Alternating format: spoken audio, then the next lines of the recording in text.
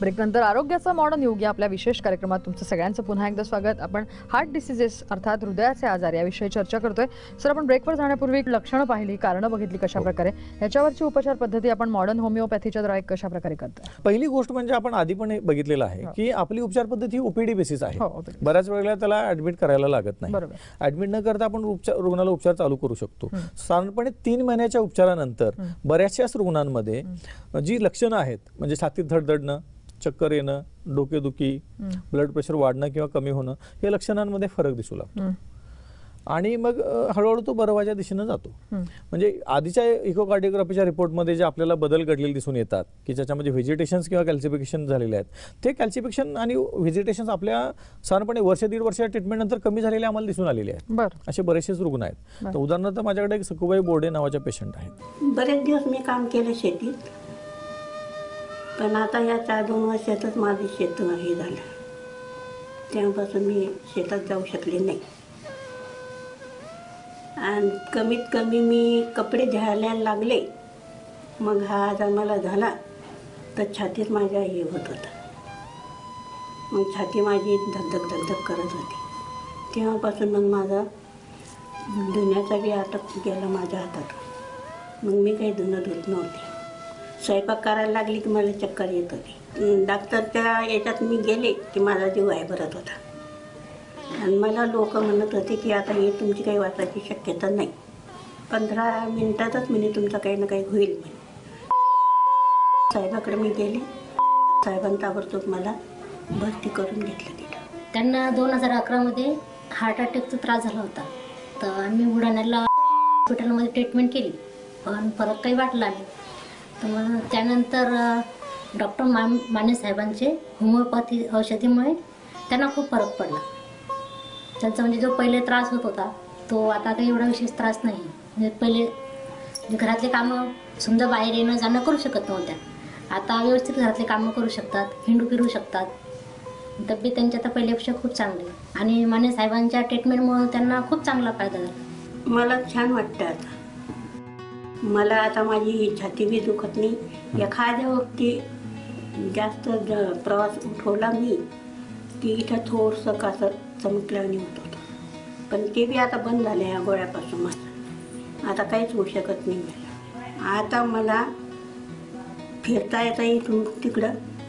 घरातले भांडे, झाड झूड, दळण हे मी करू शकते आता. पहिले माझ्याकडून होत नव्हतं आणि आता मी जरा पद्धतशीर करते. ते एखाद्या वक्ती वर जाते, कपडे बिपडे वाळू घालते, मग बसते थोडा वेळ, मग सहज हिंडायला जाते. लांब लोक बाजारात जाते काही भाजीपाला आणायला. मुलगी संग असली की तिच्या संग मी खेळते थोडीशी. ती हट्टपणा करते तर ती म्हणते मला दुकानात मी दुकानात बी जाऊ शकते. पहिले जाऊ शकत नव्हते मी, आता जायला लागले मी.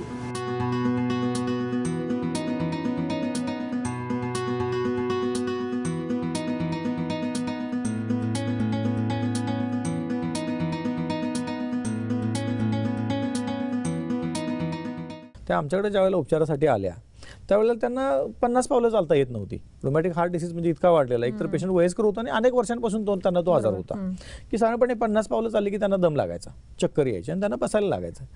3 महिन्याच्या उपचारानंतर त्या बाई जवळपास 4 ते 5 किलोमीटर चालायला लागल्या. वर्ष दीड वर्षाच्या उपचारानंतर त्या आज पूर्ण सगळे त्याची दैनंदिन कामं करतात, बाजारात जातात, इकडे तिकडे फिरून येतात, अगदी निवांत लाईफ जगायला लागले. दुसरी गोष्ट, जे तपासण्या ज्या केलेल्या होत्या आधी, त्या आधीच्या नंतरच्या इकोकार्डिओग्राफीच्या टेस्टमध्ये पण आम्हाला फरक दिसून आला की व्हॉल्युलर डिसीज जो होता, झडपा खराब झालेल्या दिसत होत्या, त्याच्यामध्ये पण सुधारणा दिसून आली, व्हेजिटेशन कमी झालेली दिसून आली, कॅल्सिफिकेशन कमी झालेली दिसून आली. म्हणजे आपल्याकडे अशा प्रकारच्या उपचारांना अशा प्रकारचा परिणाम दिसू शकतो, हे दिसून आलेलं आहे. आपण पाहिलं की कशा प्रकारचे हार्ट डिसीजेस आहेत. दोन्ही प्रकारचे हार्ट डिसीज आपण बघितले, त्याची लक्षणं, कारणं आणि उपचार पद्धती नेमकी कशा प्रकारे असू शकते याविषयी आपण सविस्तर चर्चा केलेली आहे. तर तुम्ही याविषयी एवढं छान मार्गदर्शन केलं त्याबद्दल धन्यवाद. तर या संदर्भात तुमचे काही प्रश्न असतील, तुमच्या काही शंका असतील, काही प्रतिक्रिया असतील तर तुम्ही आमच्याशी संपर्क साधू शकता आणि त्यासाठी आमचा ईमेल आयडी आहे. हृदयरोगाबद्दल अधिक माहिती जाणून घेण्यासाठी मॉडर्न होमिओपॅथीच्या खालील केंद्रांवर आपण संपर्क साधू शकता.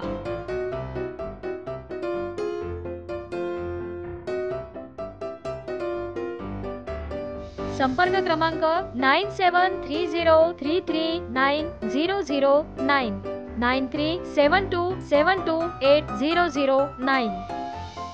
Website email ID modernhomeopathy.co.in, info@modernhomeopathy.co.in.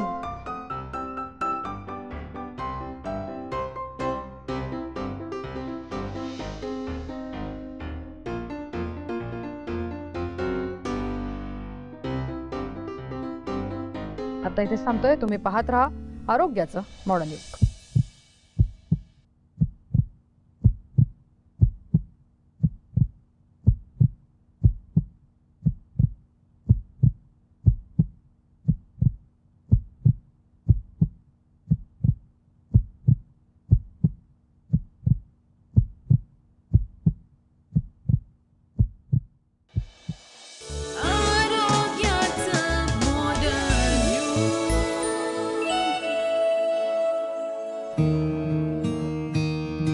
होमिओपॅथीमधील जवळजवळ 2 दशकांचा दीर्घ अनुभव असलेले मॉडर्न होमिओपॅथीचे founder doctor Vijaykumar Mane MD homoeopath यांचं दुर्धर आजारांवरील प्रदीर्घ संशोधन अनेक रुग्णांना आज नवजीवन मिळवून देत आहे.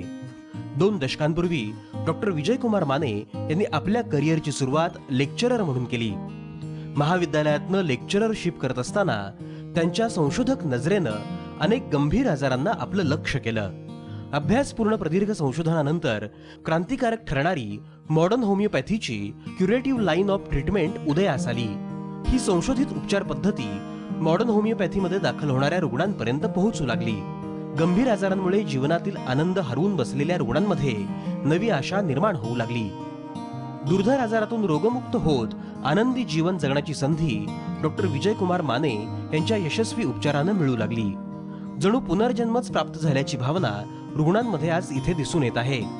रुग्णांच्या जीवनात परतलेले आनंदाचे क्षण आणि समाधान डॉक्टरांना प्रेरणादायी ठरत आहे.